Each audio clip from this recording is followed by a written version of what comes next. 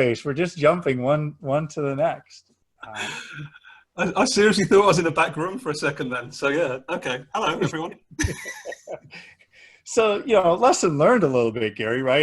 Is leave some like green room space in before, before session to session. But, it's everything's an experiment, right? I just kind of go raw and clothed raw, just for everybody. But thank you very much for not only the body of work that you've brought forward. So many of the voices that have been with us today have been in your world, right? They've been part of the Value Through Vulnerability podcast. And I love the way that you've shown up and expressed that journey you've taken personally, Gary, and owning our next decisions and finding that courage within and centering on vulnerability and getting focused on our choices and our humanity. You've just been such a great example of all of that for me. And so I personally want to thank you and welcome you and tell you what a joy it is for you to be here sharing with us today. Well, I've almost getting that tear in my eye. I told you it will happen at some point in this half an hour, because just watching those comments as you spoke to Minda, like the world is so desperate for what Minda's bringing and what every one of those amazing humans that are joining us now, whether they're part of the community yet, or maybe they're going to become after today, like the world is so ready for this conversation, Mike. And I'm just so grateful we're surrounded by so many people ready to help activate that. Yeah. It was fun. We got a chance to explore on the 100th episode of Value Through Vulnerability, your podcast. And we talked about, are we able to create a space where we can have those really thorny conversations? And, Gary, we know that it's possible, right? And it starts with the invitation that you're sharing with so many to come and explore what is the truth? What is reality? Let's not hide from it anymore. Let's not be overburdened with proper and with the insecurity of self-perception. And I think that you've been so wonderful in sharing your journey and breaking down those walls so many of us, so others can follow. And again, I commend you for that. Well, I appreciate it, Mike. But like one of the things I would like to share when we have this precious time together, as we go through, is recognition of other people, because I've stepped into my courage and I felt the ability to role model vulnerability more, because I've had people around me like you, like Kevin Moreau, like I can just reel them off. Jane Essig Grant, Claude Silver, Cornell Thomas, Ali Mendoza, Brooke Errol, Hung Lee, Heather Younger, Minda Harts, my wife, of course, don't forget the wife, Jackie Searle, who'll be Turner later this year, get in, finally. But separately, Lara Plaxton, Helen Amory, Perry Timms, like Tracy Fenton, if every one of those human beings I just named have had an impact on my life profoundly.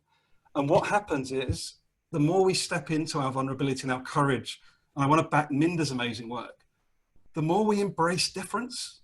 That's been my journey, Mike, the last 2 years. I'm embracing people that don't look, sound, or come from the background that I do. What's really interesting, and this is live, let's see if any of my colleagues from IMCD are on, but not one of my work colleagues is on that list. That doesn't mean there's not people that I don't like and that I don't grow a bit with. But it's within that old box structure of hierarchy. Your role is X. Don't challenge the status quo. Like my growth comes from outside of my workplace.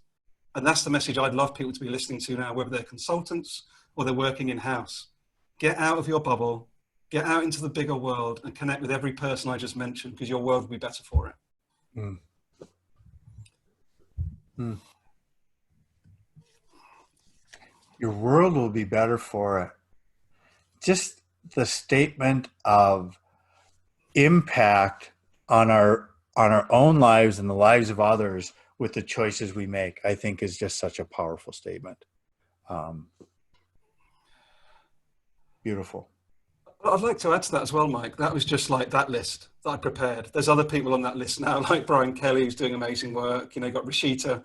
Like, it's not an exclusive list. Like, I just named the ones that have been deep in my world the last 18 months. Right. There's people that I know and I love meeting up with that will be those people again in 3 months, 6 months. Like, this is not a hierarchical relationship.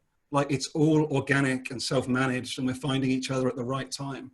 Yes. And just like, that's 30 names that I would not have known without you setting up. Well, a lot of those, 80%, Mike, have come via this community. I'm deeply, deeply, profoundly grateful to you for creating this movement. Wow. Thank you. Yeah. On behalf of me and everyone else who's finding each other right now. And I am welling up, because it matters. Minda just shared it. It matters that much that we show up and we use each other's gifts and we rise each other up so that we can be the success partner for the people that are, you know, ostracized at the moment or don't have a voice. Like, it is our it's our profound responsibility to help lift these other people up. And it's not because we're great, it's because we've got a privileged position that others don't have. And it's time we started bloody using it, because I haven't used it enough until the last couple of years. So it's my invitation. I'm not telling people, but it's my invitation. Our invitation as two white guys here. It's not about race. It's about energy. Let's balance our masculine and feminine energies for the better of everybody. Because this community, Mike, gets that, the balance of those energies. The rest of the world, a lot of the world doesn't yet. So let's keep it ungendered and about energy. And we're going to absolutely, this movement's going to expand at a rate of knots the next 12 months, really. You know, I love when you say, you know, it really isn't about the container, it's about the energy, right? And that's beautiful, right? Because and with that energy, we know that, you know, down to the cellular level of our bodies, every cell in our body, and there's billions of them, please, you know, any scientists out there jump in and count them for us, but there's a positive and negative charge to that. And I think that often we've been forced to accept the negative charge. And when we talk about the energy in the group and like those people you brought together, all of those relationships, all of that energy was positively charged at one point. And I think that if we continue to focus on that, Garry, the positive people, and the negative is going to be there. It's almost like, you know, to have energy, you have to have a positive, negative charge. We can stop focusing on the negative charge. Matter of fact, we can accept them as being the negative charge because they're part of the energy. But stop capitulating to them. Stop becoming them. Stop letting them win. And start to support and raise and empower the positive people. And they are going to come in many shapes and forms and ages and races and religions, but it's the good people, the positive, not the negative. That becomes a fundamental choice. And that's when you were talking about those relationships and the humanity and the people that are coming together. I love that these are really positive, hopeful, uplifting towards others people. And what a gift that is. It's amazing. But I'd like to build on what you said, Mike, from the point of view that, you know, it's important. This isn't groupthink. You know, our friend Brooke wrote a wonderful article within the last couple of weeks around that. You know, we need, and you've set it forward, which is brilliant. Like, how do we activate this incredible positive charge that's going on, but then take that to an exponential level? Because there will always be the doubters. There will be those that are afraid, but they're also human. And like, what those people that are hard to reach need is our amplification being so strong and so powerful, but with love and care and grace, that they can lean into that at their level. But what we're trying to bring to the world is so permeating every part of this planet that everywhere in the world where someone's a bit stuck in their head or they're afraid or they're going through trauma, they can just see that hangout, or they can see that virtual event, or they can meet up with somebody locally that they've met via the movement, and just have that little curious, what is this all about? Like, I'm not really too sure, but can I have a chat? I'm just wondering what you took away from it. Like, the more we come in with that love and care and generosity of spirit, without trying to make other people believe they're wrong. I think that's the important point, because that's where I was a blunt tool, like far too blunt a tool in previous years. Is I can see the vision, let's go get there, come on company. And that's probably part of the reason I don't have many people in the work organisation on the call, because I've been a bit too much of a blunt tool at work. And that's on me. And I want to come back to that accountability. And I think this is a really important point. With choice comes accountability. And that's something we've all got to make a decision on. And I think our community does that. But that's where a lot of people are stuck, is that they know that there's better, but the accountability that comes with that's just too damn scary. It's beautiful.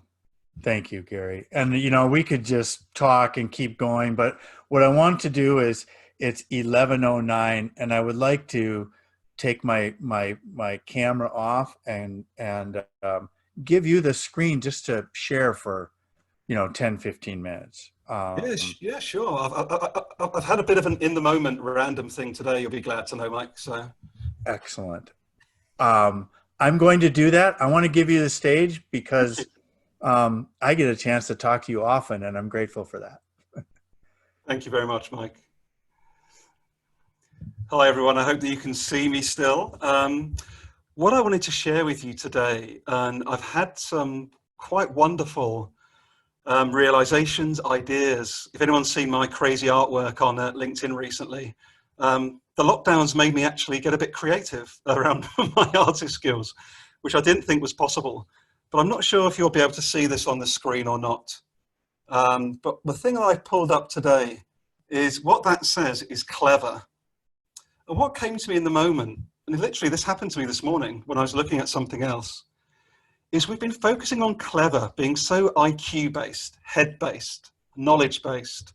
Get the right grade, you'll get to education, you'll get the right education. Get the right education, you'll get the right job. Get the right job, you'll make a lot of money. It's been we've been so in our head for so long, and I appreciate I'm preaching to the converted quite a lot, but I hope there's a few people that that's provoking something in. But my version of clever today that I'd like to explore with you, it's around 6 elements. And excuse me having to look down, but it's literally something I created this morning. So C is connection, L is listening, E is experimentation, V is vulnerability, E is embrace, and I called it R squared at the end, which is review and renewal. So I'm just going to talk through each of those elements, and that's all I want to share with you really today, is just a little provocation, a little reflection around maybe another way to view the word clever. And particularly for us that are parents, I'm now a step parent of a wonderful young lady who's now in secondary education, soon to go to senior education. And I really want us, as part of this systemic change that is clearly going to happen post this crisis, there's an opportunity for major systemic reset of which we can all envision. We can all feel part of that, despite the terrible situation that we're in right now. So let's talk about connection. This community is just one wonderful example of that, the incredible, rich, heart-based connection. And I think that's where I want to go with this particular comment, is whether it's within this community, with your spouse, with colleagues at work, whether it's in your social groups, how intentional are you being about connecting? And of course, we can only do that virtually right now. But I'd really like to invite you, if you're someone that hasn't reached out to your network maybe as much, maybe you've got 2,000 followers on LinkedIn, but you haven't actually proactively reached out just to say, hi, my name's Garry. I have no agenda whatsoever apart from just to get to know you a bit more. I'd love just to understand who you're about, what difference you're trying to make in the world. That's been one of my major pivots. I only started proactively 2 years ago, really started reaching out to people on Twitter, on LinkedIn, and it wasn't for any commercial gain. It was purely just to connect. And I believe that I found Kevin, I found Kimberly, I found Mike, and many of you amazing humans because of that intent, the heart-led intent to connect without any other reason whatsoever. So I just want to bounce that idea, that's connection of the clever. L is for listening, and there's people far more profound and far more developed in their listening skills than myself, particularly Jane Grant, who will come on later on. But listening is certainly something that I've been trying to hone and develop in myself and in the presence of others over the last months, last year in particular. And we're talking here, of course, about generative listening, deep listening, not surface level listening. And I want to invite you to think about not just listening to others, but do you listen to yourself? And if you are listening to yourself, are you challenging the stories that maybe you tell yourself from time to time? You know, I'll come on to the vulnerability piece shortly, but I lived in my head for many, many years after being bullied psychologically and physically as a child, aged 12, 13. Like, I held on to those stories of you're not good enough, you know, you don't deserve to succeed here, etc., until I was 39 years old. Now, I had a very grateful life, lots of privilege, but I wasn't listening to myself. I wasn't challenging those beliefs. I didn't realize that actually I didn't need to listen to that. So it's about generative, deep listening to others, but also for ourselves, I think. And I'd love to know what you're thinking about that as we go through this reflection. The E for my version of clever is experimentation.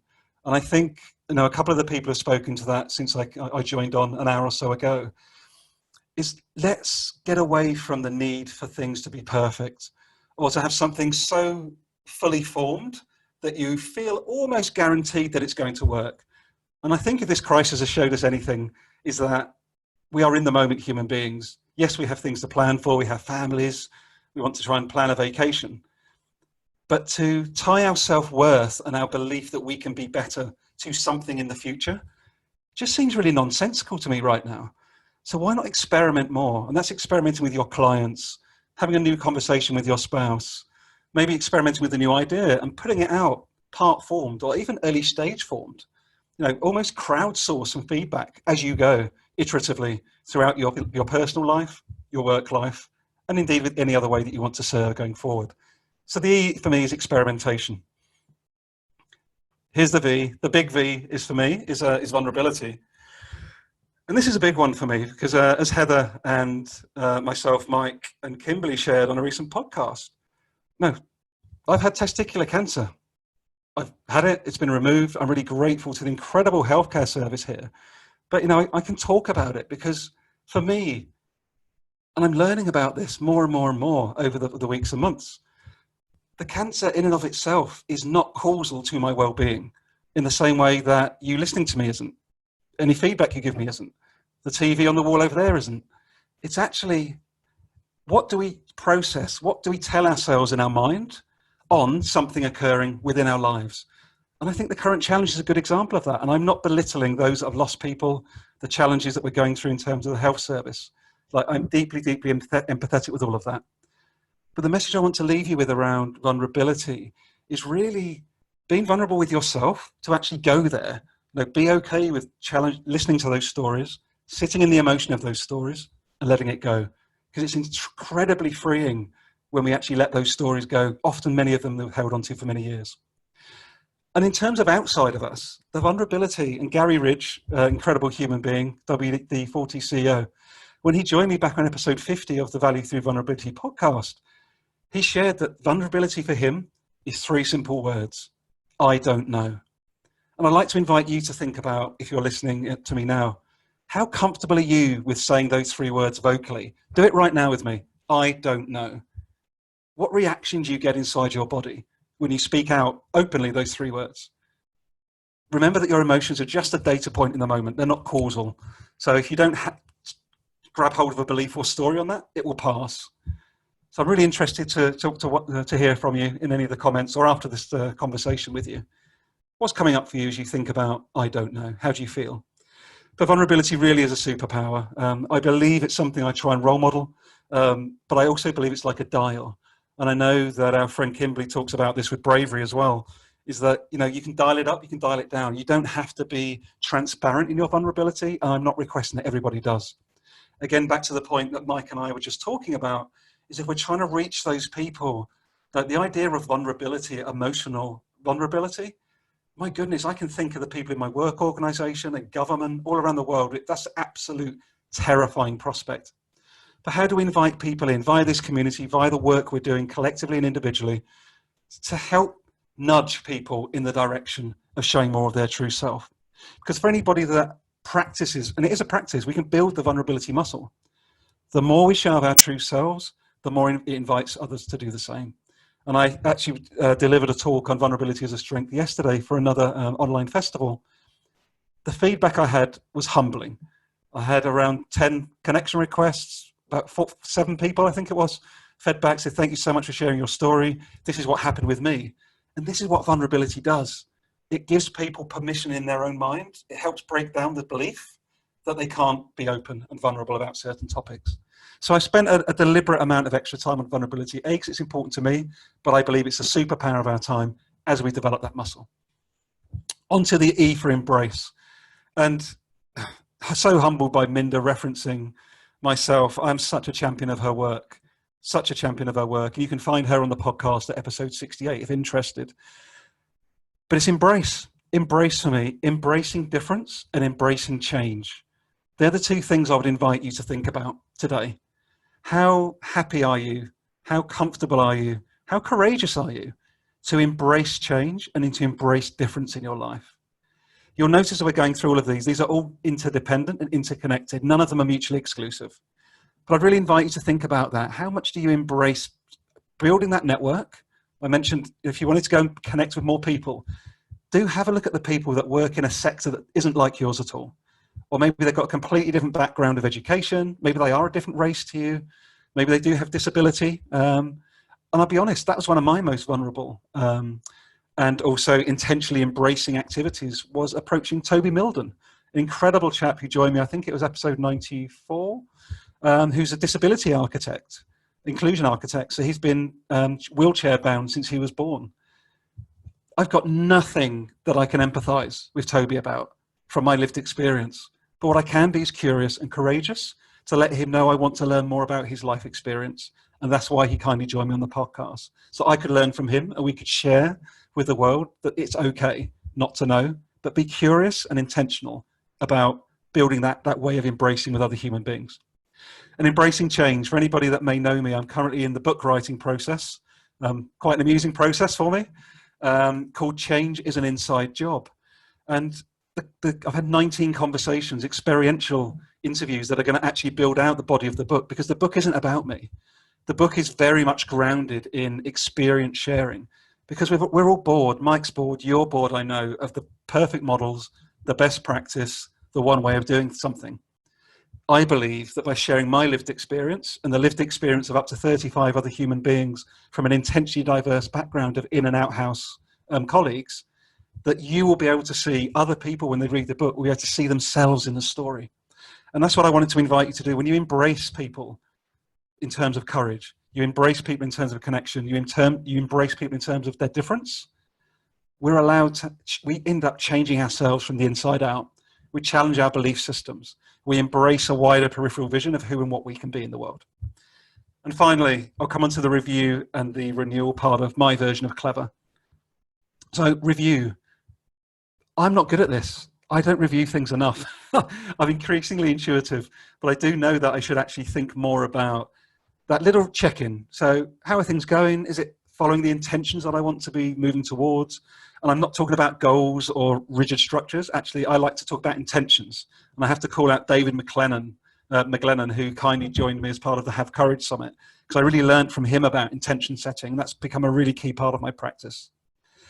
And also renewal. And I think this is a critical part, particularly right now as we navigate these current challenges. How much time are you giving to yourself? You know, particularly if you're homeschooling, particularly if you're working from home with the kids, with the family, suddenly the space has gone from that much space to so much smaller. Regardless of how much space we have, how much time are you giving yourself? Even if it's 5 minutes at a time to get some renewal, stick a podcast on, do 5 minutes of yoga, do 10 press-ups.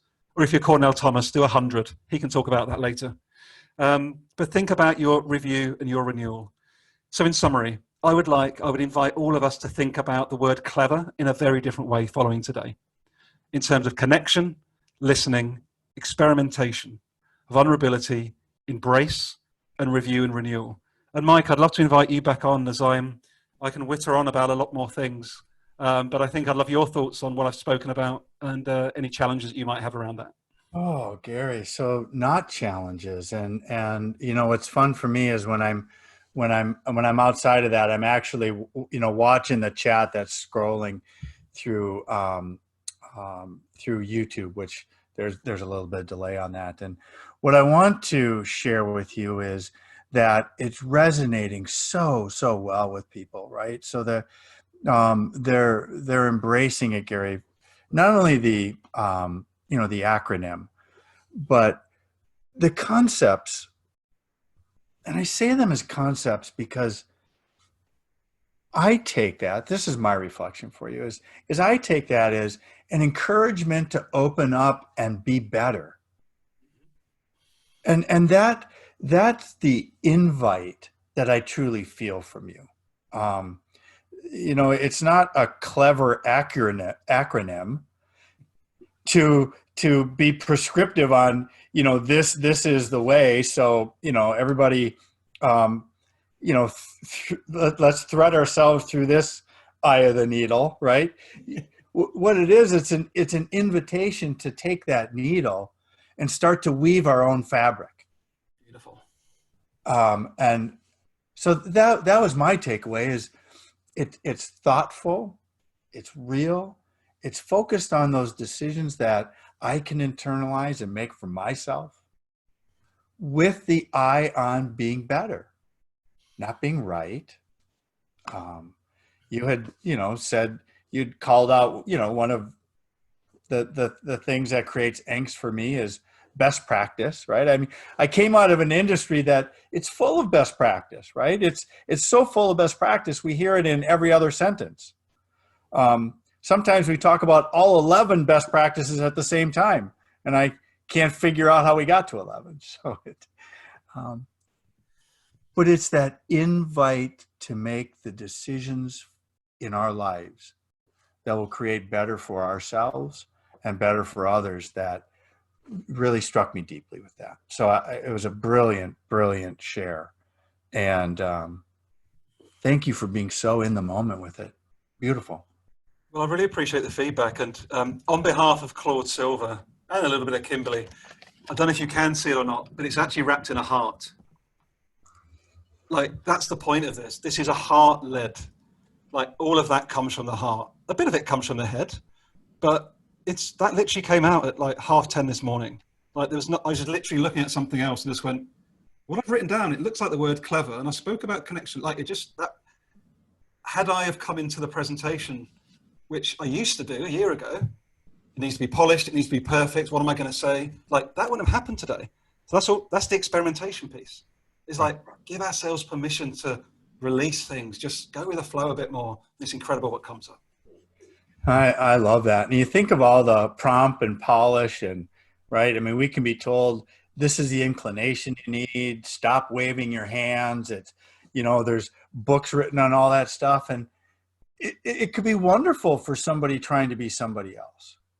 But how fabulous that you just get to be open and honest and be yourself and show up with that giving nature that is from the heart, right? And to be experimenting and exploring. What I admire most, Garry, is you truly create space for other people, and your ability to lift others is inspiring to me, who I make that my mission every day. So thank you for being that person.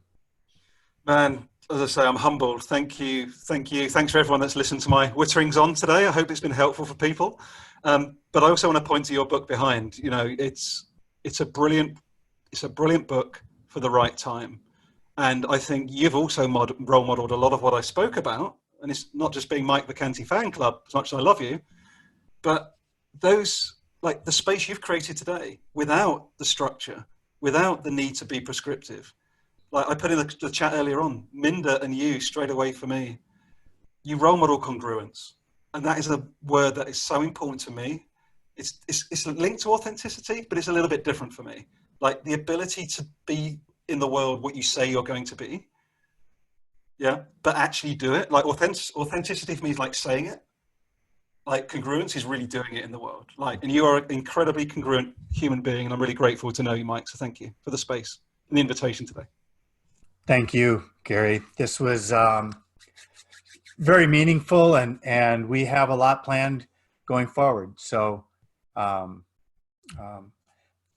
Thanks for bringing that love and emotion into the world for all of us. It's important. You're welcome. Thank you everyone for listening. And I've now given you a minute for the green room, so good luck. Thank Have you fun, very much. Melissa. Here Cheers, Mike. comes Melissa. Bye, Gary.